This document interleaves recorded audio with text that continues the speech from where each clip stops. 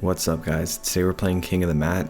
The objective is to pass my guard and take my place as king while I'm trying to sweep, and once I do, I take on the next challenger. I take a collar and sleeve guard while working on getting my 4 points of contact, bump Justin in the face, as I work on getting my angle for De La Riva guard. Anytime someone oversteps their leg, bringing it close to your head, you can hook it and enter into X guard. This sweep is easy if you have the far side sleeve, you pull it towards you and extend your legs. You'll see the reason I'm able to hit this balloon sweep is because Sam has her butt up too high. Anytime you see this, you should think balloon sweep. I pull my knees in and extend my legs to load Sam up onto my hips. The more on top of my hips her weight is, the lighter she will be. You'll see me hit this exact sweep on a 300-pound dude later. Make sure to like and subscribe if you haven't already, I really appreciate that. If you haven't noticed, every time I start in my sit-up guard because it's a lot easier to take grips than if I were to start on my back. Once I loop in my lasso guard, this is a pretty simple sweep to hit, just extending my shin outward and lifting up on the pants. Sometimes people think of lasso guard as an advanced guard,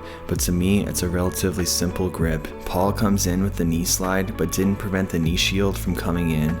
The knee shield prevents the knee slide because they can't attach their hips to yours. I use my underhook to pull Paul over my body. He could have taken his overhook out to post, but that would have made him vulnerable to getting his back taken. Do you prefer playing guard or guard passing? I'd say I enjoy both equal, but against someone really good, I'd rather be on top. Watch how John does a great job keeping his hips far away from me, making it hard to get a solid connection. Like, what guard do I have right now? Basically none, but the grip on his leg with my right hand keeps John close so I can swim in my lasso grip. Instead of going just around his arm, I shoot my leg deep and I'm working on a sweep similar to a butterfly sweep, lifting him up with my butterfly hook and pushing off the mats with my other foot. John does a good job posting with his leg though. I'm trying to bring him over his right shoulder but have to settle for his left.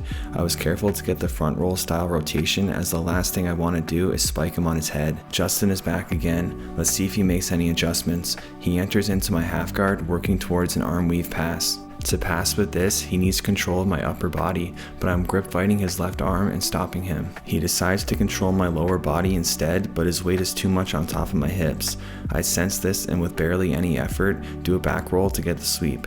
People become basically weightless when all their weight is on your hips. They fall over like it's nothing. Really pay attention throughout the video as to how the easiest sweeps I hit are when my opponent has their weight on top of my hips. This is such a great example right now. Look how as I take my knee shield out, Paul collapses his weight onto my hips, and now just a turn of my body brings Paul over and he can't post because I have control of his grips. I think generally for collar and sleeve guard, a cross side grip is better than a same side grip.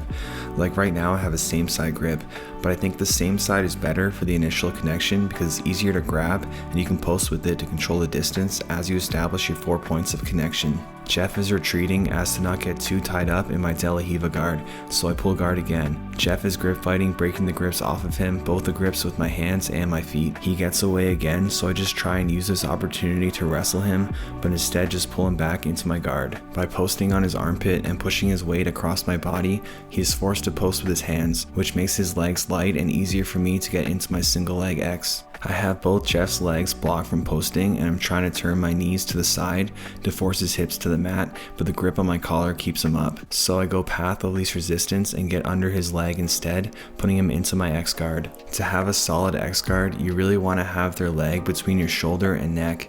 Jeff is fighting my X guard hooks and I'm starting to lose his leg between my shoulder and neck. So I force his weight forward, causing him to post his hand on the mat. As he comes up, I have a surprise for him, off balancing him backwards and using his attempt to posture against him. James is raring to go and I use that momentum against him.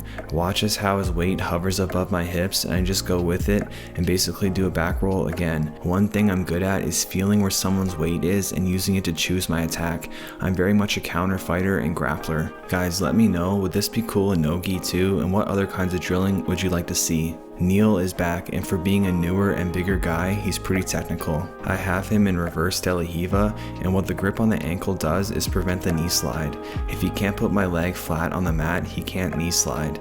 By grabbing the ankle, my arm is in the way. I have him in collar and sleeve guard, and I really want a balloon sweep because I know it'll look good for YouTube. I gotta get those sweet style points. I initially try to force it, but he's too far away from me, so I scoot my hips forward and now his weight is loaded above my hips.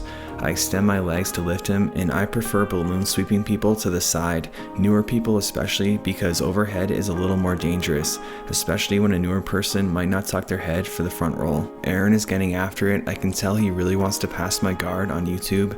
His problem is his grip with his right hand. He would have been way better off with the same side grip rather than the cross side grip, which makes it possible for me to collapse his weight. As he tries to recenter his weight, his grip screws him again because he wasn't able to take it out and post with it.